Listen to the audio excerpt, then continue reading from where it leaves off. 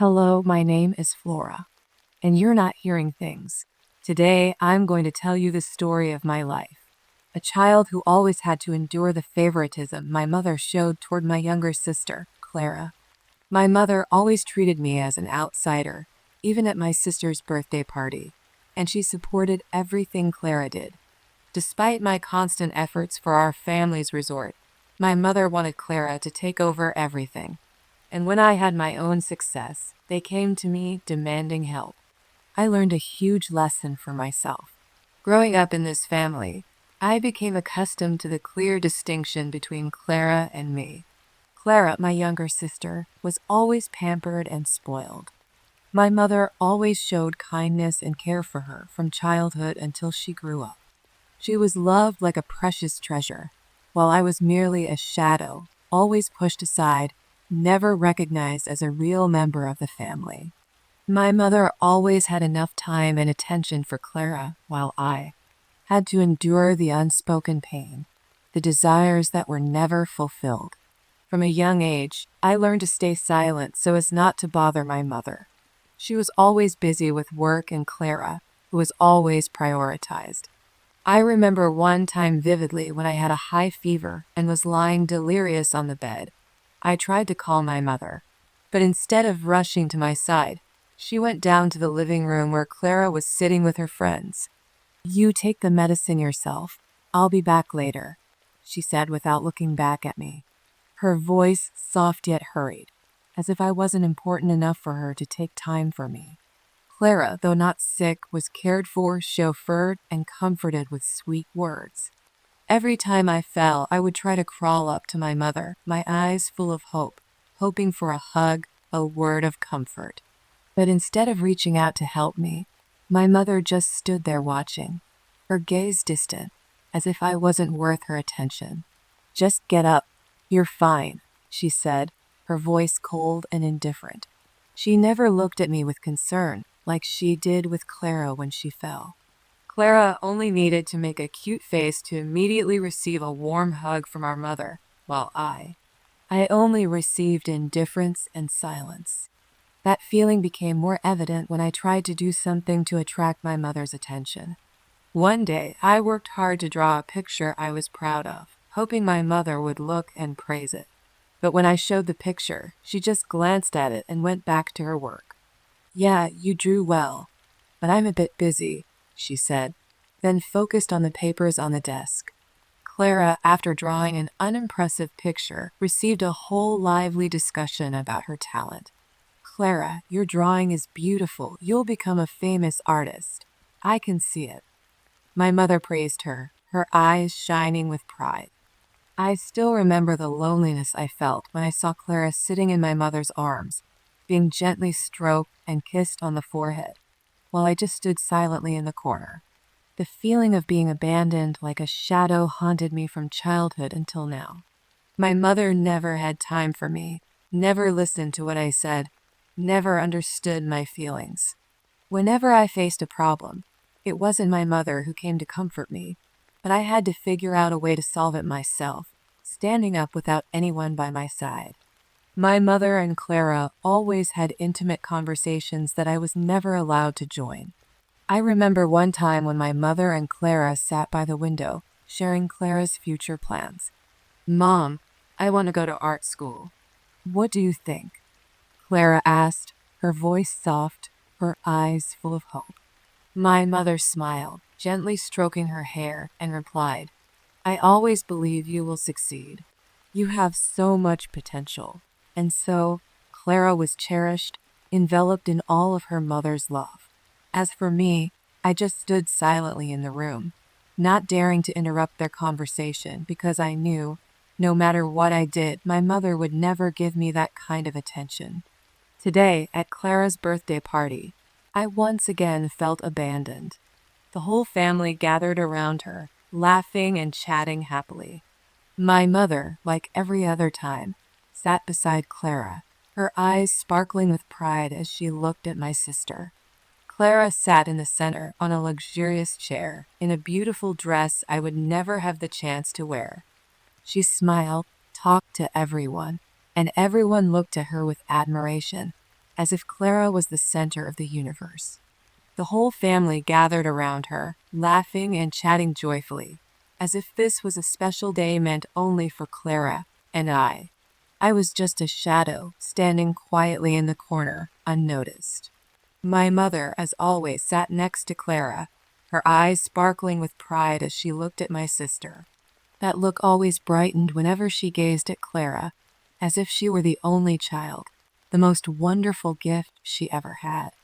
As for me, I was just the unwanted one, ignored, unloved. Clara sat at the center in a luxurious chair, wearing a magnificent dress I never had the chance to wear. She smiled, talked to everyone, and they all looked at her with admiration, as if Clara was the center of the universe. All attention was on Clara. Everyone forgot about me, sitting there in the darkness, with not a single glance. Mother didn't look at me once, didn't ask how I felt. She only looked at Clara, smiled at her, as if I didn't exist in this family. Clara, you've grown so much, my mother said, her voice gentle and full of love.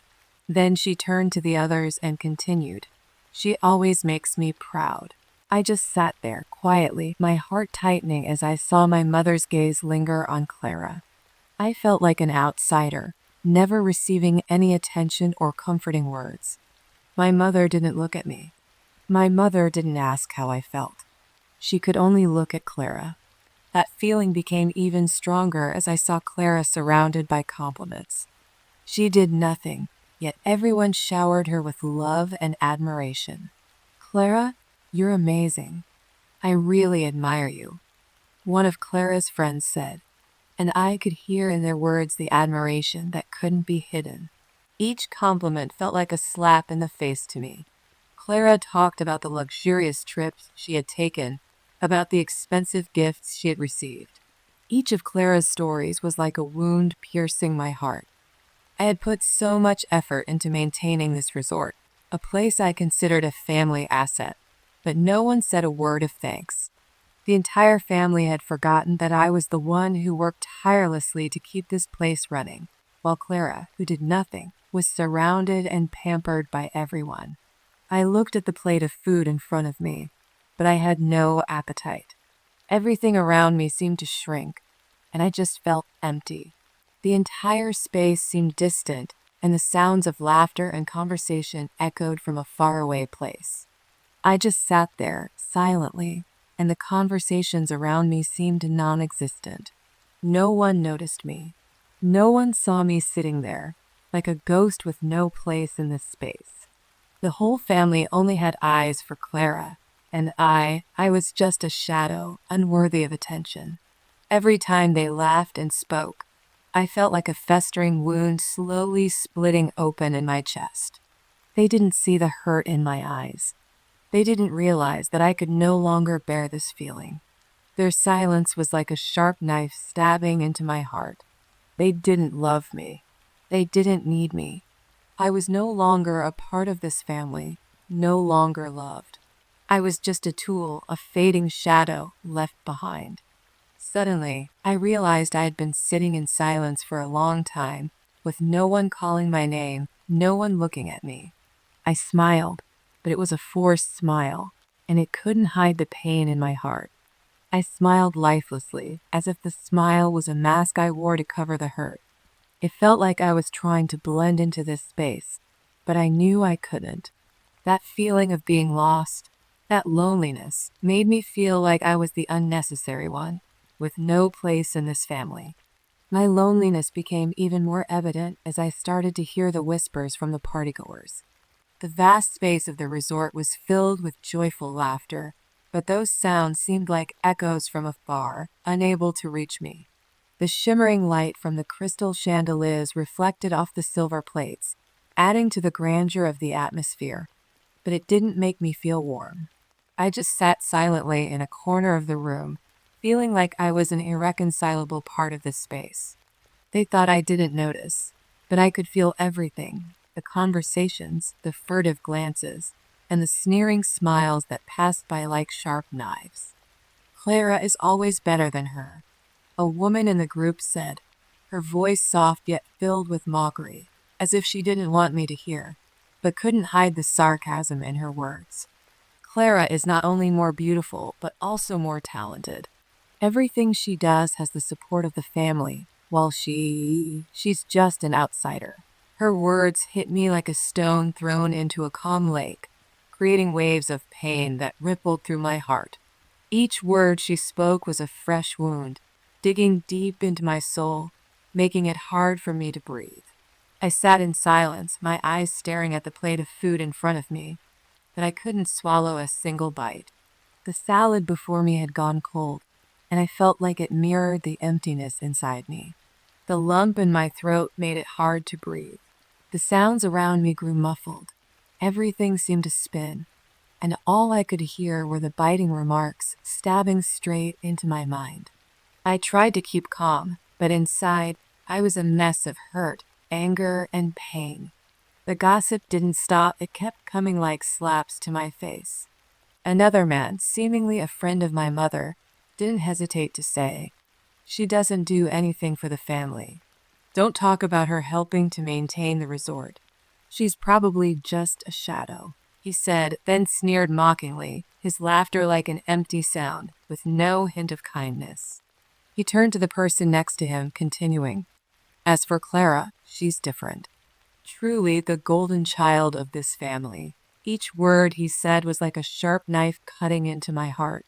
They didn't know anything about the sacrifices I made, the sleepless nights I spent ensuring the resort stayed afloat. They didn't know the sweat and tears I shed on this land. But to them, I was just an outsider, just a worthless shadow. They didn't see me. They didn't see what I had done. They only saw Clara, the one they loved and were proud of. I tried to lift my head, but I couldn't. Everyone around me was having a joyful conversation, laughing and joking, but they didn't look at me. A few people began to walk past me, their eyes glancing over me before they laughed, their laughter filled with disdain, as if I were an invisible object. One person in the group, seemingly unable to control their rudeness, started openly mocking me. "Hey, have you seen Clara? She's so beautiful, the daughter your mom is always proud of. You must not be too happy, huh?" That remark wasn't just a careless joke, but a clear insult, pushing me further away from this world. My whole body tensed with embarrassment, but all I could do was sit still, unable to respond. My mother turned around. Her gaze met mine for a moment, then immediately turned away, continuing her conversation with Clara. She didn't see the hurt in my eyes, didn't notice the pain rising within me. She only looked at Clara, smiled at her, and continued praising her as always. "Clara is so outstanding. I'm so proud of you," my mother said, her voice full of love. As for me, I was just a faint shadow, sitting there, no one cared. The feeling of humiliation, of being abandoned and mocked, hit me like a crashing wave. The people around me didn't recognize my presence. No one understood how much pain I was in. They only looked at Clara and talked about her as if she were everything, while I was just an outsider, lost within my own family. The words, the glances, the sneering smiles were like wounds that would never heal. The whole room felt like a world I would never be able to enter. I couldn't bear it any longer. Each story, each look, each mocking word was like a knife cutting into my soul. The people around me didn't realize the pain slowly sinking into my heart. Unable to sit still any longer, I stood up and left everything behind. As I left the party, everything felt like a nightmare I couldn't escape. I hurriedly walked out, not saying a word, not looking back. The door closed behind me, and suddenly, the whole world seemed to shrink. The laughter, the compliments for Clara, the admiring glances still echoed in my mind, but I couldn't stand it anymore. My legs felt numb. I walked faster, as if trying to run away from the harsh reality that I held no value in my family's eyes. With each step, I felt like I was walking further away from a world I would never be able to enter. The roads from the resort to my home now seemed endless. My car passed rows of tall and short buildings, the streetlights casting shadows on the ground, as if reminding me that I was alone. I looked out the car window, but everything seemed like a mist, unclear. All I could feel was the emptiness in my heart. By the time I got home, I parked the car in the driveway and got out. The door was closed, and there was no sound coming from inside. I pushed the door open, but the space inside felt eerily empty. My mother wasn't home. Maybe she was still busy with Clara, or perhaps she was continuing her cheerful conversation with her friends. The feeling of being abandoned became even clearer. My mother had become so accustomed to giving all her attention to Clara that she had forgotten about me. And today was no different. I entered, placed my handbag on the table, but no one greeted me. No one asked how I was. No one gave me a second glance. I walked into the living room and sat down on the cold sofa. The furniture in the house was the same as always. Nothing had changed, but I felt like a stranger in my own home. I sat there, hands cradling my head, staring blankly into space. The mocking words from the party echoed in my mind again, each phrase repeating over and over. Clara is better than her at everything. She's just a shadow. Those words kept swirling in my head, stabbing into my mind each time I closed my eyes. I just wanted to scream, to shatter all those words, but I couldn't. The feeling of humiliation and loneliness kept rising inside me. Every tear spilled out, unstoppable. I didn't know what I was crying for anymore. Was it because of my mother's neglect, because of the betrayal from my family, or because I was too weak to face the truth? I wanted to cry out loud, but I couldn't because I knew that even if I cried, no one would come to me. My mother didn't call. No calls, no texts, no check-ins. That whole night, my phone remained silent. No one asked if I had gotten home safely or if I needed help. No one noticed that I had left the party, lost in my own solitude. My mother surely didn't know I had disappeared from there. If she knew, would she care? Of course not. She was too busy with Clara, with all her pride in her, and I was just an irrelevant person not worth her attention. I sat there alone in the silent house, and the feeling of abandonment grew even more intense. The pain became heavier and heavier, like a burden I couldn't shake off. I looked at my phone, but I couldn't bring myself to call my mother or text her. I knew that all I would receive in return would be silence. My mother would never understand how I felt, would never comprehend the pain in my heart. She only had Clara and I. I was just a faint shadow in this house, a shadow no one would ever see. After the birthday party that day, when I returned home and sat staring at my phone, I saw a video of Clara. The video was a recording of her extravagant life, with luxurious trips, fancy parties, and expensive gifts she had received. She smiled brightly, boasting about her wonderful life, and under the video were numerous comments praising her success and her perfect life. Those comments felt like knives slicing deep into my heart. I stared at the screen, and my anger rose higher. While I was struggling with the financial problems of the resort, calculating every penny and weighing every decision, my sister was living an easy, carefree life without a worry in the world. While I was working tirelessly to keep everything afloat, Clara was using social media to flaunt her life. Every word in the video was like a stab to my heart. Every glance from others, every compliment about Clara felt like a slap in my face. I wanted to react, to speak out, but I knew that if I did, I would be criticized. People would just think I was jealous, dissatisfied with my sister's success. I could only remain silent, looking at the spiteful comments from others, feeling myself becoming smaller and more invisible within this family. They didn't know I was the one helping to run the family resort.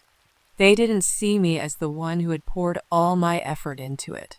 They only saw Clara, the girl who was always pampered, loved, and recognized. The sense of injustice inside me grew like a bomb, gradually expanding, preparing to explode.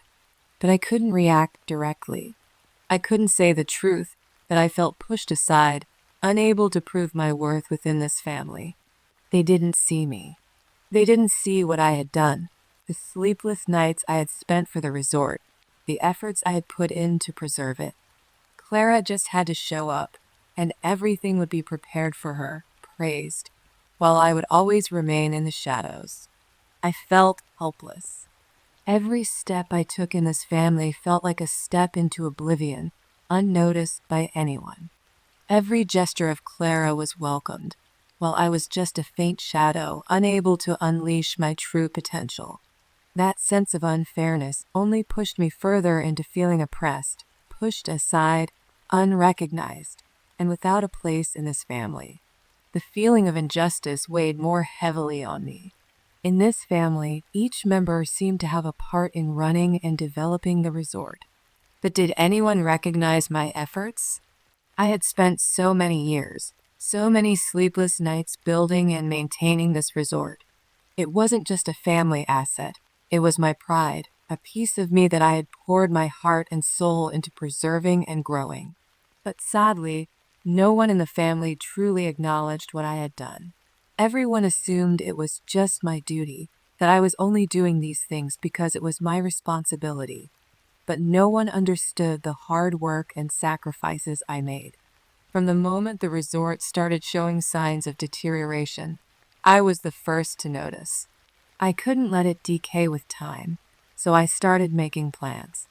I spent hours researching the market, creating marketing strategies, adjusting services to fit new trends. Every little detail, from rearranging the room spaces to improving the restaurant menu, I handled it all myself. The meetings with contractors, the discussions with the management team, I was the one who directly dealt with them. I had to persuade so many people, from investors to staff, to join me in creating a perfect environment for our customers. Yet, all the effort I put in seemed to just carry an invisible label: responsibility. People didn't see how many sleepless nights I spent supervising the work. I had left meals behind, skipped family gatherings just to get the work done for the resort. I checked every light, every tile, every bed set, even the smallest things, because I knew that if they weren't taken care of, the resort would lose its reputation. Every morning, I woke up early, checking everything from top to bottom, from the hotel rooms to the pool area, from the restaurant to the garden. It felt like I couldn't take my eyes off the place, because if I was careless for even a moment, it would be affected immediately. There were times when I was exhausted. My eyes were swollen from lack of sleep, my body worn out from nonstop work, but no one noticed. My sister, Clara, she lived in comfort, never having to worry about the resort's work. She didn't have to endure long, tiring nights or make difficult financial decisions or deal with pressure from investors. Clara only showed up when everything was stable, when all the decisions had been made and everything was ready. She never saw what I had to carry. She only needed a few compliments, a little attention, and the whole family would revolve around her. When the resort started to change, when customers began to return, and revenue began to rise, I was the one behind it all. But Clara took the credit. She just smiled, boasted about the work she had participated in, and everyone believed she had made a major contribution to this success. I was never acknowledged, never received a single compliment, even the smallest one, from the family. Instead, I was the one standing behind, silently bearing everything to protect the perfect exterior of the resort. Not to mention, I had to face financial issues that no one else in the family had to deal with. When costs rose, when we had to deal with debt, when there were dissatisfied customers, I was the one who had to handle it all. I had to find ways to reduce costs without compromising service quality. The whole family didn't understand that every decision, every choice I made involved a trade-off. It was all on me, with no help from anyone. Clara never had to think about such problems. She didn't have to worry about paying staff salaries, didn't have to spend long nights sitting at the computer calculating expenses, or struggle with suppliers to keep prices reasonable. All those burdens I carried on my own, and when the work was done, when everything went smoothly, Clara would step in, smiling and boasting as if she were the key to every success in the family. And then, the thing I feared the most happened. Clara started interfering with important decisions regarding the resort without consulting me. She, with no management experience, began to overshadow me, forcing me to follow her lead. Every day, I received unexpected calls and meetings she demanded, and each time, I felt my control over the resort I had built was being taken away from me. That day, when Clara sat in front of me, her face full of self-satisfaction, I felt an explosion building up inside me. She criticized a strategy I had spent months preparing, while suggesting changes I knew would harm the resort. Flora, I think you should do it this way. That method isn't effective. I have a better approach, Clara said, her tone commanding, as though I had no authority in this matter. A lump formed in my throat. I had worked tirelessly to build this resort, and now she wanted to destroy everything for her own gain. I could no longer let her manipulate me. The way she forced me to change every decision, from marketing strategies to how the staff was managed, made me feel like I was no longer in charge of this business. So I decided I had to face Clara. I couldn't stay silent any longer and let her ruin everything. Clara, I began, my voice cold and firm. Do you think you can interfere in every decision without asking for my opinion? This resort is not a game. You can't just decide everything according to your will without thinking of the consequences. Clara looked at me, her gaze defiant. Don't be so tense, Flora. I just want to help. You're not always right. If you keep sticking to your decisions, this resort will never get anywhere. I looked into her eyes, feeling my anger rise. Do you think I don't know what this resort needs? You have no idea the pressure of running everything. It's not just about giving your family a nice place to enjoy. I sighed, the anger ready to burst. Can you imagine that every decision I make affects so many people? The employees who have been loyal, the customers, and everything I've done to maintain this brand? But you? You don't understand. You only think about your own personal interests. Clara stood up, lightly tapping the table, her face full of defiance. You don't need to lecture me about the job. I just want things to be better. No, I said firmly, without hesitation. There's nothing better about you ruining what others have built. You can't just walk in here, criticize everything, and change everything as if it's your own possession. I looked straight into her eyes, no longer hesitant. You won't change anything else without my approval. You don't have the right to decide here. Clara's gaze turned icy. She knew I had made my point clear. I won't back down, she said, her voice cold. Then you can leave, because this resort is mine, Clara snarled, glaring at me. At that moment, my mother stepped forward and said directly to me, Don't be so stubborn, Flora. You're Clara's older sister. You should learn to be a little more accommodating. I felt powerless. I wondered who I was in this house. I walked away, returned home, and looked at myself in the mirror. My eyes were swollen with tears, making me appear shattered. I realized how foolish I had been to let myself become a shadow in my own family. I couldn't go on like this, I thought. I decided that I could no longer live in the faded shadow of this family. I couldn't endure the mockery, the indifference, and the apathy of my mother anymore. So I made a decision that I knew would change everything. I would leave. Not just to step away for a while and return, but to leave for good, never to come back. I wrote a short letter to my mother, even though I knew she would never understand why I was doing this. But I still needed to speak my truth. Mother, from now on, I will start a new life, no longer connected to this family. I thank you for the years I've spent living in this house, but now I need to find my own path. I've tried so hard to be loved, to be recognized, but now I realize that there is no place for me in this family. You have never seen me. You have never appreciated me. So, I've decided to leave. I wish you and Clara happiness. Flora. After leaving the letter on the table, I didn't look back, nor did I say another word. I packed my things, decisively leaving the house I had lived in for so many years. The feeling of freedom, no longer being constrained, was strange and relieving, but also filled with pain. It was the biggest decision of my life, but I knew it was something I had to do to find myself again.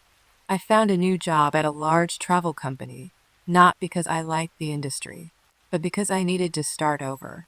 I needed something new, an opportunity to prove myself and rediscover my self-worth. The new job was truly a challenge. I wasn't just learning from scratch. I also had to work very hard to prove to myself that I could succeed without my family's help.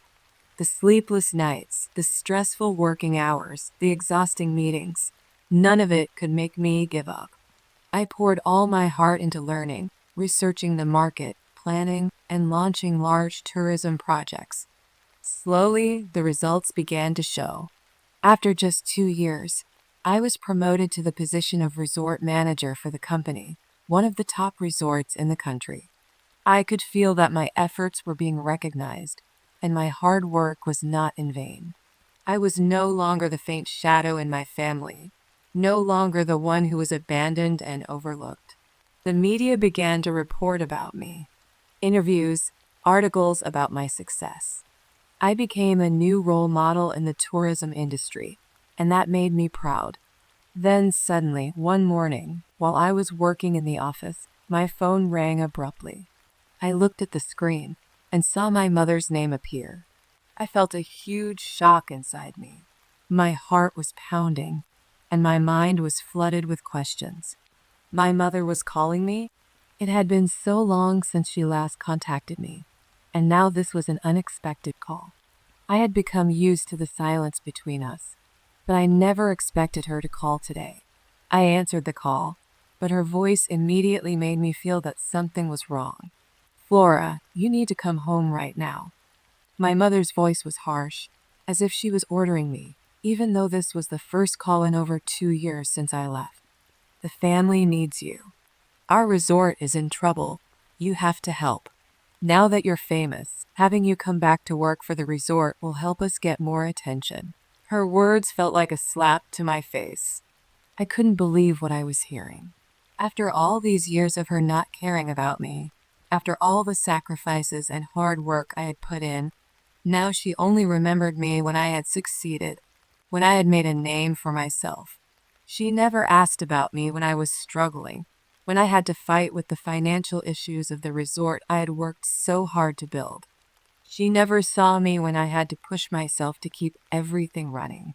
But now, when I stood out, when I was well known, I was the only one who could help the family. Those words pierced my heart deeply.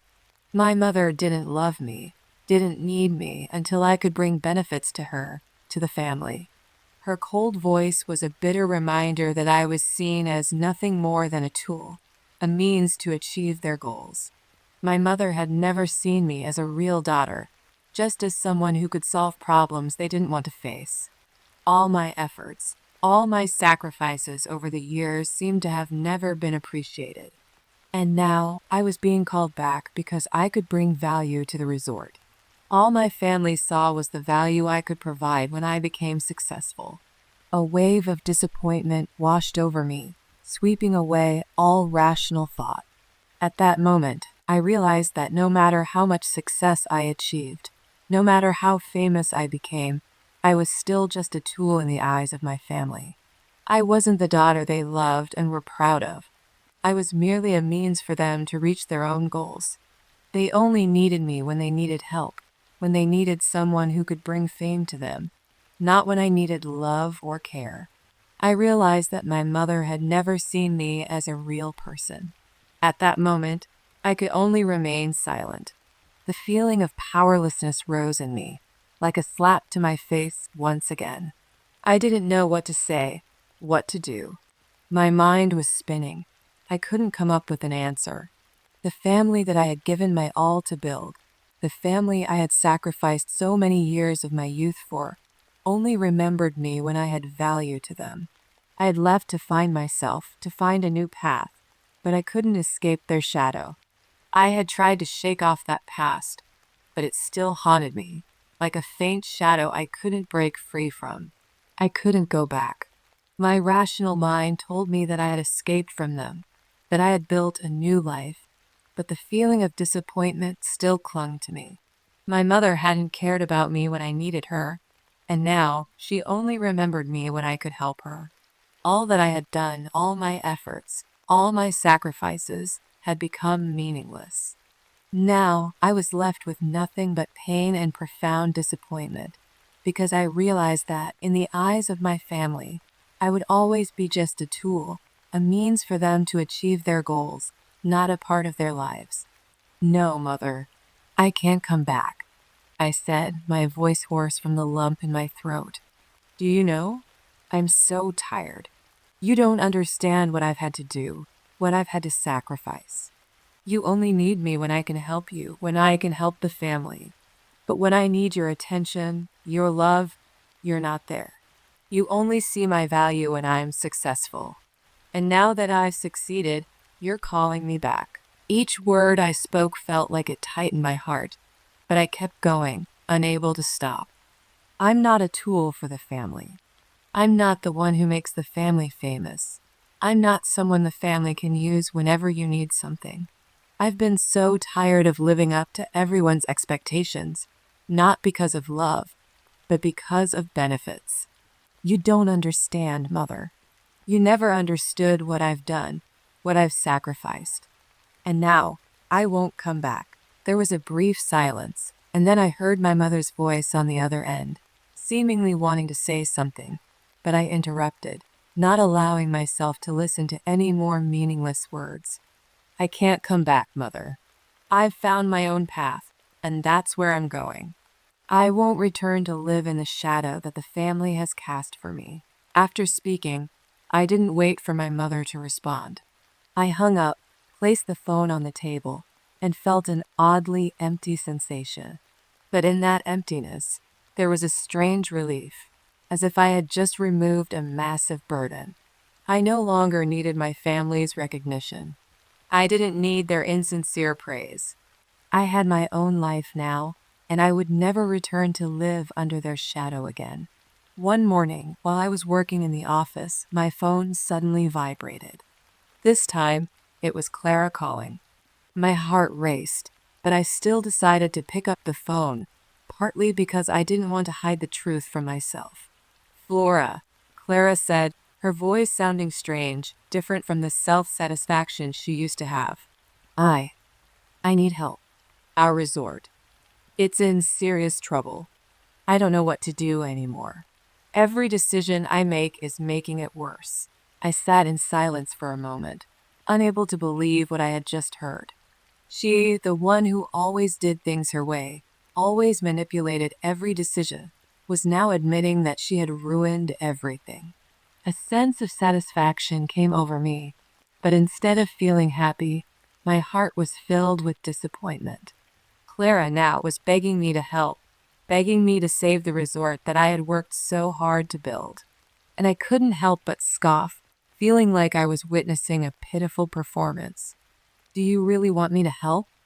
I asked, my voice unable to hide the coldness. Do you really think I'll come back to help the resort you've destroyed?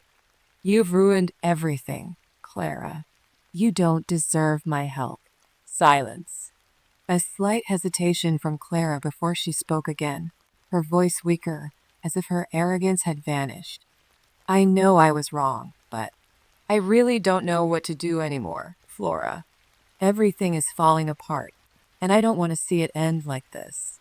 You're the only one who can save us. I stared at the phone screen, feeling my anger rise once more. How many times had I had to carry everything on my own? How many times had she exploited me, imposed herself on me, and now she was turning to me, begging for help when she had created this chaos. I couldn't forgive what she had done. I couldn't ignore the fact that she still saw me as a tool to achieve her goals. Clara, Don't you understand? Everything you've done has only served your own interests. You've never thought about the family. You've never thought about what I've done for this resort.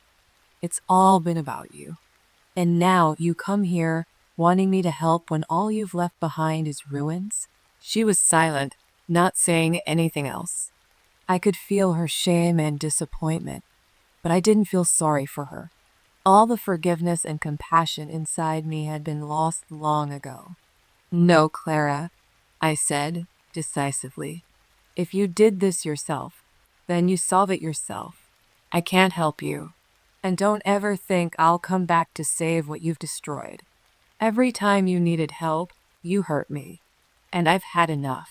My voice didn't tremble. Each word was firm and resolute. I no longer wanted anything to do with her. No longer wanted to be involved with this family. And no matter the reason, I couldn't go back to help the one who had always seen me as a tool. I don't want to contact the family anymore, Clara. I've given them up. Given up this family. They never saw me as a real person. They only looked at me as a shadow. Don't ever come to me again. Don't ever think I'll help you. My final words were like a conclusion, severing all ties. I didn't wait for her to reply, just hung up the phone and placed it on the table. I stood up, took a deep breath, feeling like I had just discarded the biggest burden of my life. From now on, I would never go back to that family that had caused me so much pain. Whatever they did with each other, I no longer cared. For me, this new life would have no family, no expectations, no Clara. It was just me and the path I had carved out for myself, one that no one could infringe upon anymore. After facing the truth and deciding to protect myself, I felt a profound shift inside. The sense of freedom, of self-determination that I had been seeking, suddenly returned to me like a fresh breeze after the storm. I no longer had to live under manipulation, expectations, and the impossible demands from my family.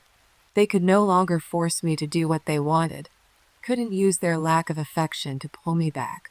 I remembered all the times I had tried to earn their recognition, all the times I asked myself what I needed to do for the family to see my effort and sacrifice.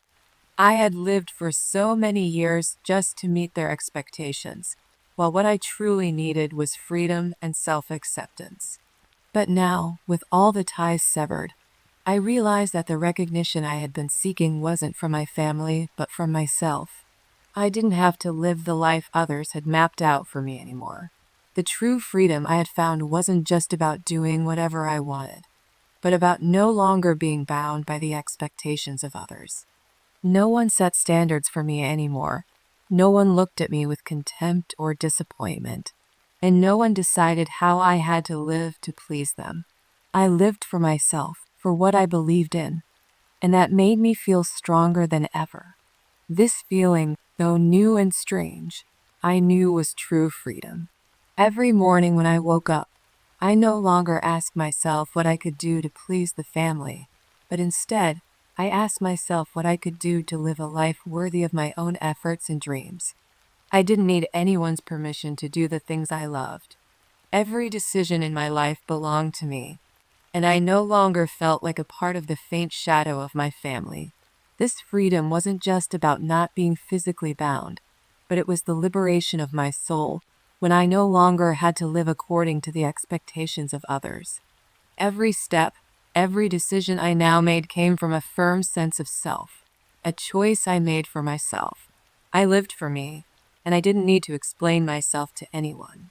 I realized that freedom wasn't something far away, but the right to own my own life. And I, at last, had found it.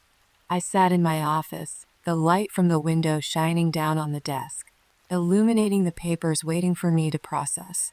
But today, everything was different. The calls from my family, the invitations to come back and help, no longer made me waver. I realized I didn't need to keep sacrificing myself for a family that never truly appreciated me. They only needed me when I was useful to them, and I couldn't live my life just to satisfy people who didn't see my worth. I hadn't realized this for so long, but now I saw it clearly. True respect came from choosing myself, from not needing anyone's validation to feel valuable. No longer living for the expectations of my family, no longer straining to please them. I had found strength in living my own life independently and freely. This awakening didn't come in a single bright moment, but rather through a long, drawn-out process. I couldn't change the past, but I could change my future. I learned to love myself, something I had never done before. I had lived too long in the shadow of my family, always thinking that love and recognition could only come from them. But now I realized that loving myself wasn't about being validated by others. It was about myself. Day by day, I began to appreciate myself more, accepting my flaws and mistakes, no longer blaming myself for what had passed. I felt stronger than ever, as I no longer felt the need to accept the contempt or betrayal from those I had sacrificed so much for. I found strength in deciding my own life, in choosing my own path without needing anyone's approval. This story is not just about betrayal and contempt, although they did hurt me. But in the end, it's about the journey of rediscovering myself, about fighting for my own rights. It was an inner battle, tough and challenging, but I won. I was no longer the faint shadow in my family, no longer someone who had to live to please others. I stood up on my own, and I knew that no matter what happened, I would never lose myself again. I found strength in the freedom to live my own life.